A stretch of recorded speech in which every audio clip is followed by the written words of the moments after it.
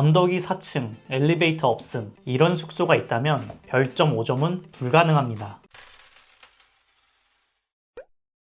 게스트들이 짐 끌고 오다가 숨이 턱 막히기 때문이죠. 안녕하세요 여러분, 이한입니다. 여러분, 에어비앤비 매물을 볼 때 사진과 인테리어만 보고 계약하려 하셨나요? 단순히 그렇게만 진행했다면 고수익은 꿈도 꾸지 못할 겁니다. 제가 지난 2년 동안 임장 200군데를 넘게 다니면서 또 수많은 사람들의 호스팅을 직접 코칭해드리면서 한 가지 확실한 것이 있습니다. 바로 임장 시 놓치는 몇 가지 포인트가 있는데 이로 인해 월 수익이 적게는 150부터 많게는 300만원까지 차이가 난다는 것입니다. 인테리어는 언제든지 나중에 바꾸실 수가 있습니다. 하지만 오늘 제가 알려드릴 이 요소들은 아무리 돈을 쏟아부어도 절대 바꿀 수가 없는 것입니다. 임장을 다니실 때는 체크리스트 하나만 들고 다니면 되는데요. 이 영상 하단에 체크리스트 받는 방법에 대해서 알려드렸으니 꼭 받아가세요. 오늘 영상을 끝까지 보시면 월 300만원 이상 버는 호스트들은 어떤 기준으로 매물을 고르는지 그 비밀까지 모두 알려드리겠습니다. 자, 이제 본격적으로 매물 임장 시 가장 중요한 체크 포인트들을 하나씩 살펴보겠습니다. 첫 번째는 바로 접근성과 주변 환경입니다. 숙소의 진짜 가치는 인테리어가 아니라 편안한 접근성에서 시작됩니다. 실제로 외국인들은 여행을 다닐 때 이 숙소가 나의 여행 경험에 얼마나 이바지했는지를 더 중요하게 생각한대요. 인테리어가 이쁘면 더욱 좋겠지만 얼마나 더 편안하고 접근성이 좋은가입니다. 제 숙소를 이용했던 게스트분들도 항상 저한테 해주시는 후기나 그런 피드백들을 보면 접근성과 편안함이 가장 많이 언급이 되었었습니다. 외국인 게스트분들은 이 부분에 대해서 굉장히 민감하게 생각하세요. 짐을 끌고 계단을 오르락 내리락 하는 거는 굉장히 큰 스트레스거든요. 생각해보세요 여러분. A라는 물건이 있고 이제 B라는 물건이 있는데 A라는 물건은 역에서 도보 1km 떨어진 평지이지만 엘리베이터가 있고 B라는 물건은 여기랑 엄청 가깝지만 언덕이 있고 엘리베이터가 없는 4층이었습니다. 이 두 가지 물건을 비교했을 때 A의 숙소의 평균 예약률은 80%가 넘었고 B의 평균 예약률은 60에서 70% 정도였습니다. 우리도 해외여행을 가게 된다면 짧게는 2박 3일부터 길게는 일주일 넘게까지 여행을 가곤 하는데요. 특히 여성분 같으신 분들이라면 자신의 몸집만한 크기의 캐리어 안에 엄청나게 많은 것들을 챙겨가시죠. 무게가 굉장히 나갑니다. 근데 숙소가 만약에 이런 언덕이 있고 엘리베이터가 없는 곳이라면 우리 여성분들 짐을 옮기실 때 굉장히 번거롭고 힘드시겠죠. 이렇기 때문에 많은 분들이 내 숙소가 역이나 버스 정류장과 거리가 조금 있어도 움직일 때 동선이 편리하면 된다, 이런 마음이 좀 더 잡혀 있습니다.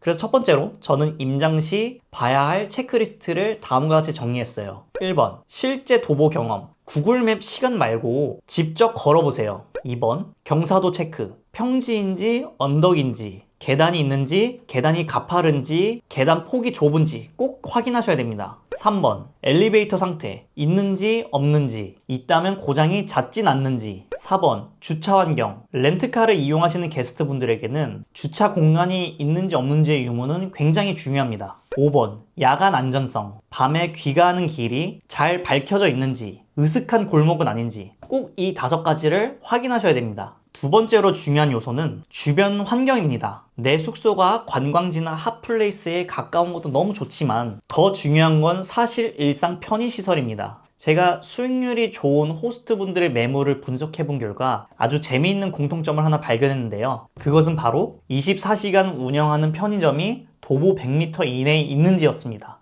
특별히 밤늦게 도착하는 외국인분들에게는 이 부분이 굉장히 중요한 요소더라고요. 그래서 두 번째로 제가 체크해야 할 주변 환경 리스트는 다음과 같습니다. 1번, 편의점이나 마트가 도보 5분 거리 이내에 있는지. 2번, 식당이나 카페, 아침 식사를 할 수 있거나 식사하는 곳이 접근 가능한 곳에 있는지. 3번, 소음 요소, 주변에 공사장, 클럽, 술집 등 유흥가가 많은 곳인지. 4번, 대중교통, 버스 정류장이나 지하철역하고 얼마나 거리가 떨어져 있는지. 5번, 쓰레기 배출, 일반 쓰레기와 분리수거에 대한 배출이 굉장히 쉽게 잘 할 수 있는지. 이 모든 요소들은 인테리어로 절대 커버할 수 없는 요소들입니다. 좋은 숙소의 첫 단추는 접근성에서 시작된다는 점을 꼭 잊지 말아주세요. 또 한 가지 이제 핵심 포인트는 계약 및 법적 요소에 대해서 알아보려고 하는데요. 이 부분은 굉장히 중요합니다. 여러분들은 아시겠지만 에어비앤비를 하려면 도심 지역 같은 경우는 외국인 관광 도시 민박업이라는 허가증을 받아야 합니다. 그런데 여기서 많은 분들이 실수를 하고 계시는 게 있어요. 매물을 찾을 때 부동산에 먼저 에어비앤비가 가능한 물건인지 안 밝힌다는 겁니다. 에어비앤비 매물을 물어보지 않고 내가 살만한 투룸인 것처럼 이야기를 해서 매물이 얻어지면 그제서야 에어비앤비가 가능한지 이거를 물어보는 분들이 많으신데요. 이건 정말 잘못된 방법이에요.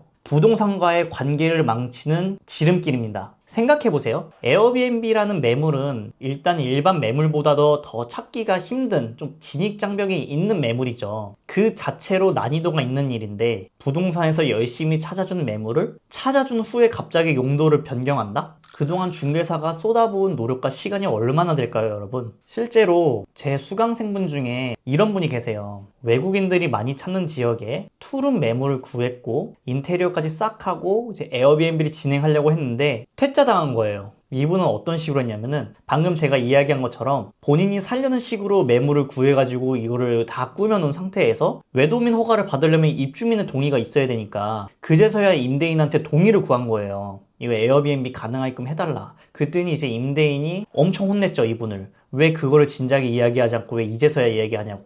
처음부터 에어비앤비라고 얘기했으면 난 이 집 계약 안 했을 거라고 하면서 임대인이 동의를 안 해줬어요. 결국에는 이제 이분은 외도민을 못하게 되는 거죠. 근데 다행히도 이제 이분이 거주하고 계약한 집의 형태나 다른 조건들을 봤을 땐 외도민은 못하더라도 실증 특례 쪽은 가능한 부분이 있어서 제가 코칭해드린 적이 있는데 이 실증 특례에 관한 부분이 궁금하시다면 제가 우측 상단에 실증 특례에 대한 영상을 안내해 드릴 테니까 그 부분 참고하시면 좋을 것 같습니다. 많은 분들이 이런 식으로 이야기를 해요. 그냥 내가 살 건데 내가 출장이 잦고 그래서 가끔 내 친구들이나 외부 손님들이 우리 집에서 좀 잘 수도 있다. 그 부분만 알아달라. 이렇게 얼렁뚱땅 넘어가는 거예요. 근데 이거랑 에어비앤비랑은 전혀 다른 문제이죠. 그래서 이제 이 부분도 계약하기 전에 제가 체크해야 할 몇 가지를 알려드리겠습니다. 첫 번째, 계약서에 반드시 임대인이 외국인 관광 도시 민박업을 허락해 준다라는 특약을 꼭 넣으세요. 두 번째, 계약기간. 최소 3년에서 4년 정도 운영할 수 있는 집을 찾으세요. 투자금 회수 기간을 확보해야 합니다. 세 번째, 건축물 대장 확인. 위법 건축물이 아닌지 확인을 꼭 하셔야 되는데 또 여기서 가장 중요한 점은 건축물 대장상의 위반 건축물로만 되어 있는 게 아니라 건축 면적이 실제로 내가 입주하려고 하는 방의 면적과 같은지도 꼭 확인하셔야 합니다. 불법 증축이나 용도 변경된 건물은 외도민 허가가 안 나기 때문에 단순히 건축물 대장상에 위반 건축물로 안 적혀 있다고 안심하시지 마시고 꼭 꼼꼼하게 확인하셔야 해요. 그리고 많은 분들이 또 간과하고 계시는 게 바로 관리비 항목입니다. 저도 초보 시절에는 이 부분을 간과했다가 큰 손해를 봤던 적이 있었어요. 계약서에 관리비 포함이라고만 되어 있고 세부 항목이 없었는데 알고 보니 인터넷, 공용전기, 청소비가 별도로 청구가 되더라고요. 이 관리비 항목으로만 30만 원 넘게 빠졌던 적이 있습니다. 그래서 관리비 체크 포인트도 제가 정리를 해봤는데 첫 번째, 인터넷 비용이 포함되어 있는지, 두 번째, 공용전기가 포함되어 있는지, 세 번째, 쓰레기 처리 비용이 포함되어 있는지, 그리고 그 외 기타 항목의 세부 내역, 어떠한 항목들이 관리비에 포함되어 있는지도 꼭 확인하셔야 됩니다. 그리고 가장 중요한 건 내 숙소 주변에 불법 숙소들이 얼마나 많은지도 파악을 하셔야 해요. 불법 운영 숙소가 많은 지역은 언제든지 단속이 들어올 수 있기 때문입니다. 그러면 합법으로 운영하시는 분들의 숙소는 자연스럽게 그 숙소의 가치가 올라가게 되겠죠. 주변 경쟁 상황을 체크하시는 것도 중요한 전략입니다. 또 체크 포인트는 실내 구조와 설비인데요. 많은 분들이 실내를 볼 때 그냥 단순히 이쁘다 안 이쁘다 이렇게만 판단을 하시는데 전문 호스트는 게스트의 불만 요소부터 체크합니다.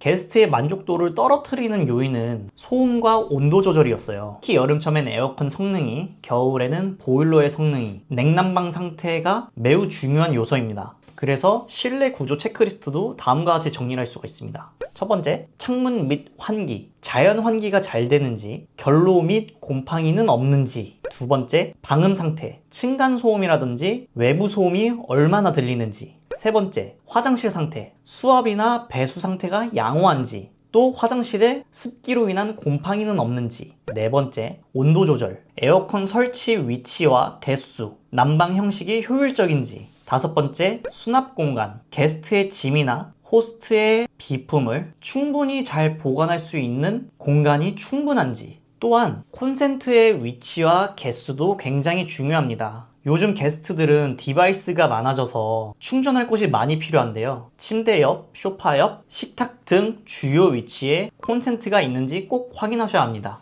그리고 실내를 볼 때는 꼭 사진과 영상을 많이 찍어 두셔야 돼요. 사진을 찍으실 때는 광각은 공간이 실제보다 넓어 보일 수가 있어서 나중에 후회하실 수도 있습니다. 마지막으로 냄새도 꼭 체크하셔야 해요. 음식 냄새, 곰팡이 냄새, 하수구 냄새 등은 인테리어로도 해결할 수가 없는 문제입니다. 특히 오래된 건물일수록 이런 냄새 이슈가 빈번하니 꼭 확인하셔야 해요. 마지막으로 체크해야 할 부분은 수익성 분석입니다. 아무리 좋은 매물이라도 수익이 나지 않으면 의미가 없겠죠. 임장 전에는 반드시 주변 경쟁 숙소의 가격과 점유율을 꼭 확인하세요. 제가 드리는 수익률 계산기를 활용하시면 조금 더 계산하기 수월하실 겁니다. 이거와 관련된 영상도 제가 우측 상단에 수익률 계산하는 방법과 수익률 계산기를 받을 수 있는 링크를 제가 달아 놓을 테니까 이 부분을 참고하시고 받아가셔서 여러분들 수익에 많은 도움이 됐으면 좋겠습니다. 이 계산을 해보면 해당 매물이 정말 투자할 가치가 있는지 객관적으로 판단하실 수가 있습니다.